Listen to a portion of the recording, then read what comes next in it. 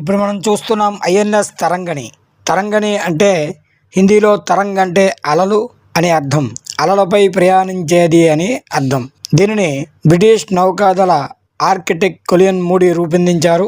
Goa ship yard limited దీనిని నిర్మించింది. 11 November 1997న భారత నావికాదళంలోకి ప్రవేశపెట్టబడింది. ఇది 3 స్తంభాలు కలిగినటువంటి బార్క్ రకానికి చెందినటువంటి నౌక. మొదట 2 స్తంభాలకు చతురస్రాకారపు తెరచాపలు కలిగి ఉంటుంది. 3వ స్తంభానికి ముందు వెనుక రింగింగ్ ఉంటుంది. 20 తెరచాపలు కలిగి ఉంది. వీటి మొత్తం వైశాల్యం దాదాపు 10,000 చదరపు అడుగులు. ప్రయాణం యొక్క మైలు రైళ్లు 2003-2004లో ప్రపంచాన్ని చుట్టుముట్టి వచ్చినటువంటి ఘనత మొదట భారతీయ నౌక రికార్డు సృష్టించినటువంటిది దీని యొక్క ఘనత.